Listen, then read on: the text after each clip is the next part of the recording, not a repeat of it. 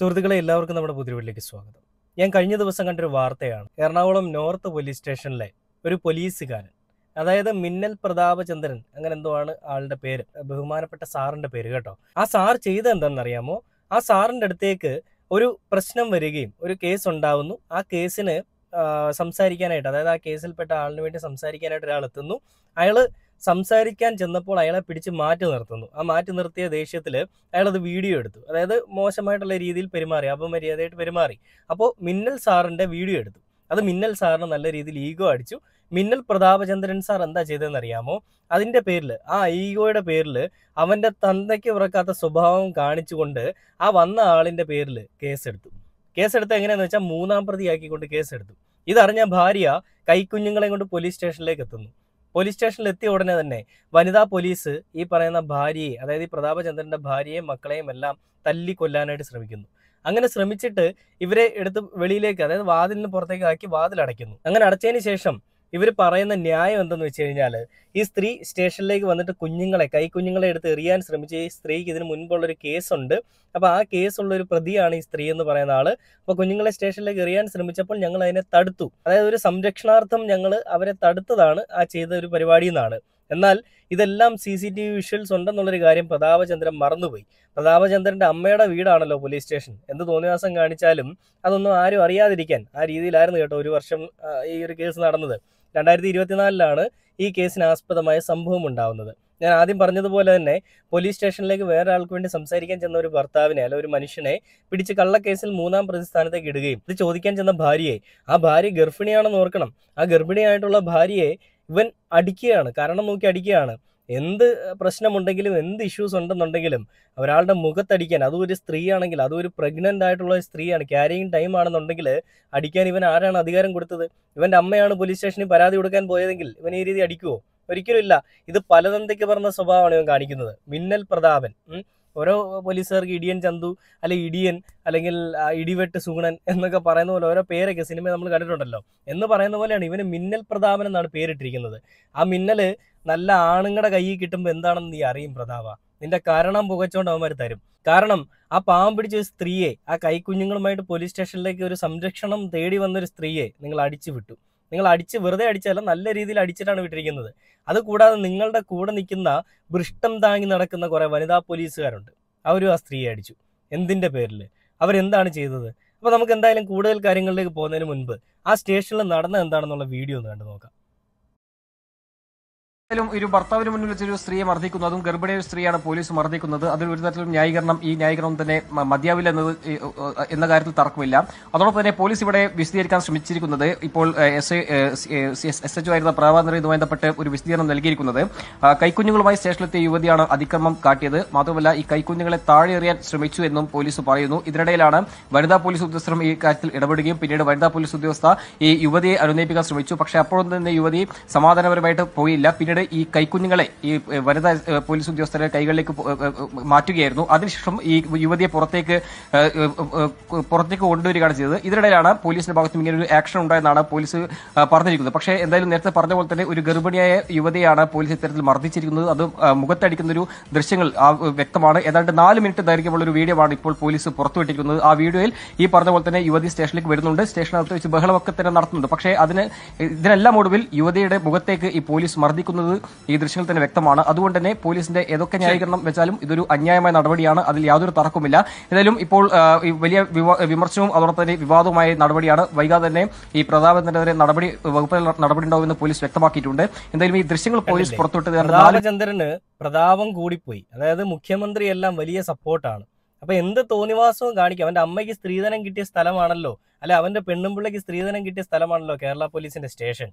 അപ്പൊ അവിടെ വരുന്നവരെ എന്തും ചെയ്യാം, അതിനോട് തീരെഴുതി കൊടുത്തിരിക്കുകയാണ്. വീഡിയോ എടുത്തതിന്റെ പേരിൽ ഒരാളെ പിടിച്ച് 3-ാം പ്രതിസ്ഥാനത്ത് ആക്കുകയും അത് ചോദിക്കാൻ വന്ന ഭാര്യയുടെ മുഖത്തേക്ക് അടിക്കാനും ഇവൻ ആരാണ് അധികാരം കൊടുത്തത്? കേരളത്തിലെ പിണറായി വിജയൻ സഖാവാണോ? പിണറായി വിജയൻ സഖാവ് ഇപ്പൊ പറഞ്ഞിരിക്കുന്നത് ഈ ഒരു പരിപാടി ചെയ്ത പോലീസുകാരനെതിരെ തക്കതായിട്ടുള്ള നടപടി എടുത്തോളാനെന്നാണ്. എന്തേ ഇരട്ടച്ചങ്കനായിട്ടുള്ള പിണറായി വിജയൻ സഖാവെ, ഇതിനു മുൻപ് നിങ്ങൾക്ക് ഈ ഒരു പ്രശ്നത്തിൽ ഒരു നടപടി എടുക്കാൻ സാധിച്ചില്ല. അതായത് ഈ കേസിന് ആസ്പദമായ സംഭവം നടക്കുക 2024 ഇതിപ്പോൾ 2025 കഴിയാറായി, 2026 ആവാറായി. ഈ 2 ദിവസം മുൻപാണ് അതിനൊരു വിധി വരുന്നത്. ഇവർ അന്ന് തന്നെ പോലീസ് സ്റ്റേഷനിൽ അല്ലെങ്കിൽ മറ്റുള്ള സ്ഥലങ്ങളിൽ കേസ് കൊടുത്തു, ഉയർന്ന ഉദ്യോഗസ്ഥർക്ക് കേസ് കൊടുത്തു.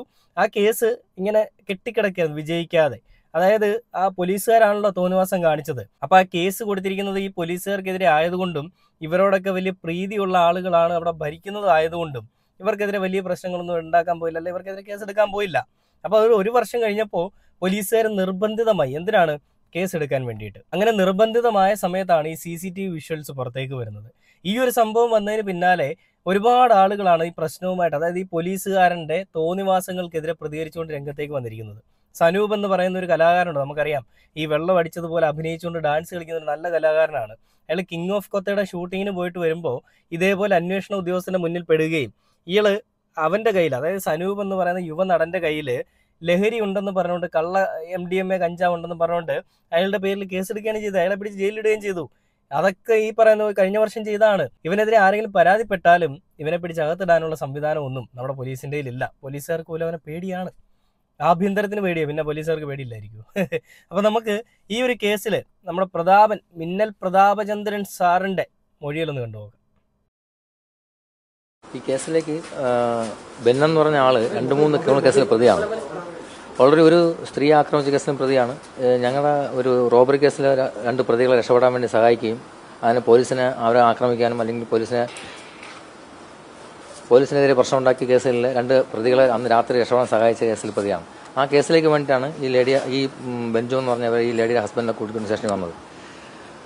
വന്ന സമയത്ത് അവരുടെ വീട്ടിലെല്ലാവർക്കും അറിയാം. 2 ദിവസം ഒളിവിൽ കഴിഞ്ഞ ശേഷം സ്റ്റേഷനിൽ കൊണ്ടുവന്ന അയാളെ കൊണ്ടുവന്നിട്ട് ആ സമയത്തൊന്നും അയാൾ വേറെ പ്രശ്നമില്ല, കൊണ്ടുവന്നിട്ട് കുറച്ച് നേരം പറഞ്ഞാൽ ഏതോ പ്ലാൻ ചെയ്ത പോലെ അവർ 2 കുഞ്ഞുങ്ങളെ കൊണ്ട് പാഞ്ഞ് വളരെ ഫാസ്റ്റായിട്ട് സ്റ്റേഷനിൽ തള്ളിക്കയറി വരും. ഡോറ് ചവിട്ടി തുറന്ന് കയറി അകത്ത് വന്ന് ആ കുഞ്ഞുങ്ങളെ എറിഞ്ഞു കൊല്ലാൻ ശ്രമിക്കുകയും അല്ലെങ്കിൽ ഹസ്ബൻഡ് വിട്ടുകിട്ടില്ലെങ്കിൽ ഞാൻ ഈ കുഞ്ഞുങ്ങൾ എറിഞ്ഞു പോലും ഞാനും ചാവുമെന്ന് പറഞ്ഞ് സ്റ്റേഷനിൽ ഭീഷണിപ്പെടുത്തി വലിയ അതിക്രമം ഉണ്ടാക്കി.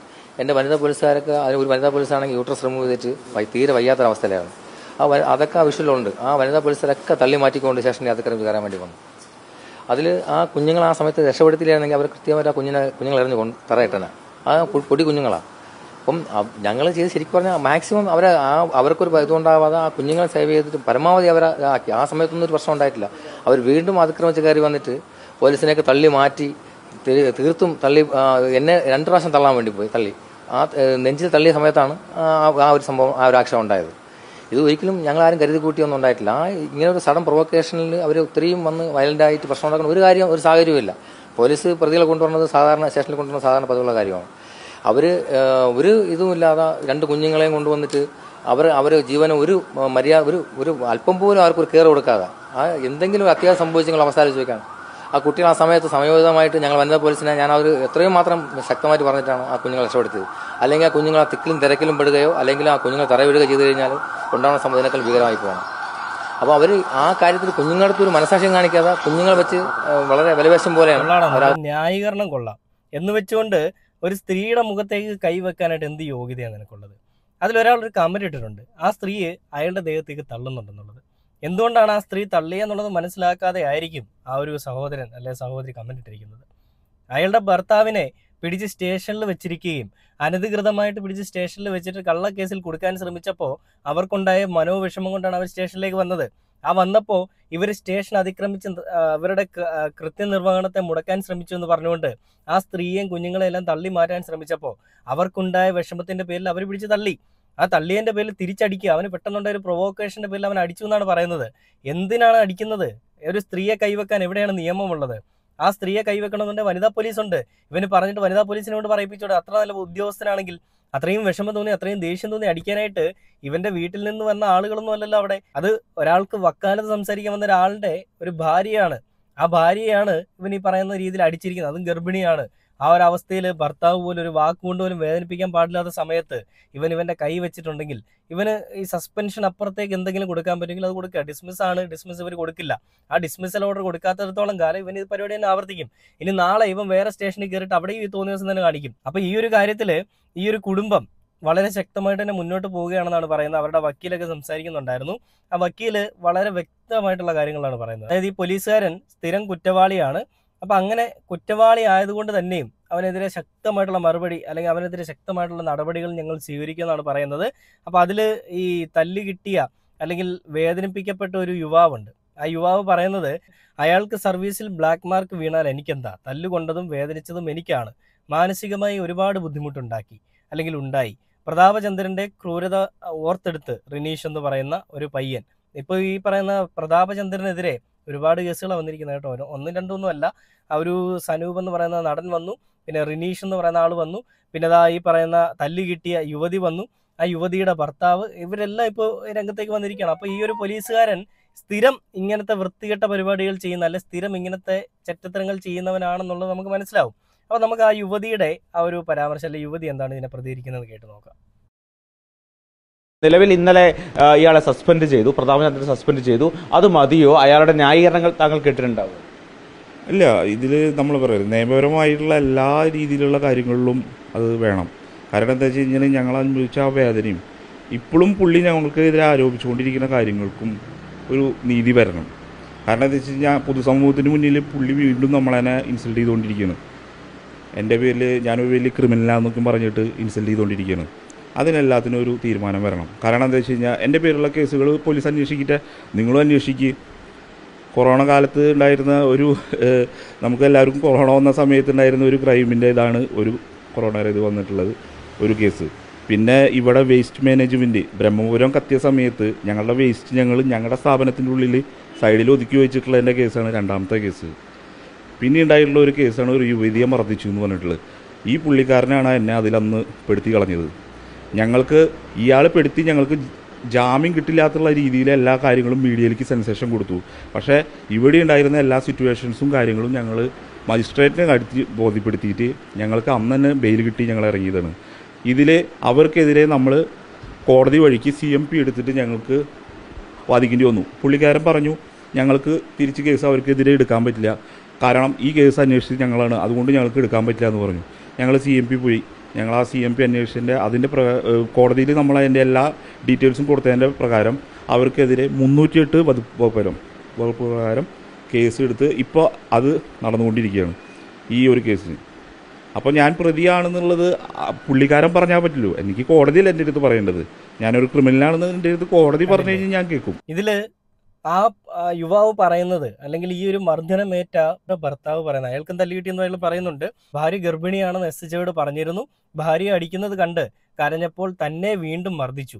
CCTV ദൃശ്യങ്ങൾ ദൈവത്തിന്റെ കയ്യൊപ്പെന്ന് ബെൻജോ ബേബി എന്ന് പറയുന്ന, അതായത് ഈ തല്ലു കിട്ടിയ ആ ഭാര്യയുടെ ഭർത്താവാണ് പറയുന്നത്. ഇവരെ രണ്ടുപേരെ മർദ്ദിക്കുകയാണ് അവൻ ചെയ്തത്. എന്നിട്ട് അവന്റെ ന്യായീകരണം ഇവർ സ്റ്റേഷനിലേക്ക് അതിക്രമിച്ച് കയറി വൃത്തികേട് കാണിച്ചതുകൊണ്ട് മർദ്ദിച്ചു എന്നാണ്. എന്ത് ചെയ്താലും നീ ആരടാ നായേ അവരെ തല്ലാനെന്നാണ് കേരളത്തിലെ ജനങ്ങൾ ചോദിക്കുന്നത്.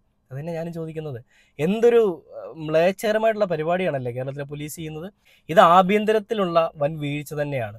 പിണറായി വിജയൻ സഖാവ് ഇരട്ടച്ചങ്ങനാണെന്ന് 100 വട്ടം, നാഴിക്ക് 40 വട്ടം പറഞ്ഞുകൊണ്ട് നടക്കുമ്പോഴും ആ ഇരട്ടച്ചങ്ങന്റെ ഭരണത്തിന്റെ പിന്നാലെ, അല്ല, ഒരു ഭരണത്തിന്റെ ഗുണമാണ് ഈ പോലീസുകാരൊക്കെ ഈ രീതിയിലേക്ക് മാറിയിരിക്കുന്നത്.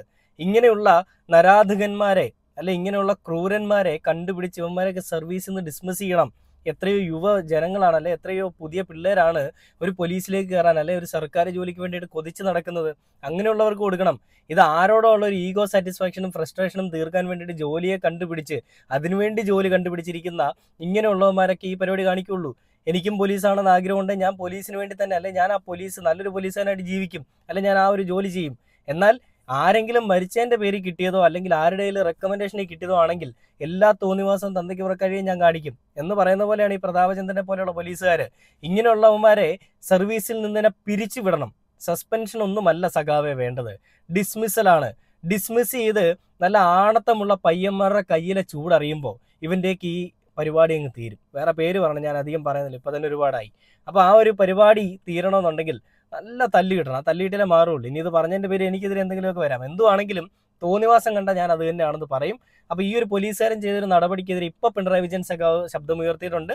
ഇത് തന്നെ എവിടെയെങ്കിലും എന്തെങ്കിലും അക്രമം കണ്ടു കഴിഞ്ഞാൽ അവിടെയും ഉയർത്തണമെന്ന് ഞാൻ പ്രത്യേകിച്ച് പറയണം, എളിമയോടുകൂടി പറയുകയാണ്. കാരണം 1 വർഷത്തെ പ്രായം കൊടുക്കരുത് ആ കേസുകൾക്ക്. അങ്ങനെ പെട്ടെന്ന് വിധി വന്ന് പെട്ടെന്ന് ഇവന്മാരെ പിടിച്ചകത്തിടാൻ സാധിക്കുമെങ്കിൽ മാത്രമേ ഒരു പരിധിവരെ ഈ ഒരു കേസുകൾ നമുക്ക് ഒരു പരിധിവരെ കൊണ്ട് തടുത്തു നിർത്താൻ സാധിക്കുകയുള്ളൂ. എന്തായാലും ആ ഒരു കുടുംബം അവർ പൊരുതിയെടുത്ത ഒരു വിജയം, പൊരുതി നേടിയ വിജയം എന്ന് വേണമെങ്കിൽ നമുക്ക് പറയാം. ആ ഒരു വിജയത്തിനൊപ്പം തന്നെ ഞങ്ങളും ഉണ്ട്. എന്ത് തന്നെയാണെങ്കിലും ഇങ്ങനെയുള്ള വൃത്തികേടുകൾ കാണിക്കുന്ന പോലീസുകാരന്മാരെ അവന്മാരെ സർവീസിൽ വേണ്ട, പറഞ്ഞു വിട്ടേക്കുക. വേറെ നല്ല പിള്ളേരെ എടുക്കാൻ നമുക്ക്. എന്നുള്ളൊരു രീതിയിൽ ചിന്തിച്ച് കഴിഞ്ഞാൽ തീരാവുന്ന പ്രശ്നമേ ഉള്ളൂ. ഇതൊരു കഷ്ടമാണല്ലോ. എന്നിട്ട് കുറേ മുടന്ത ന്യായങ്ങളും.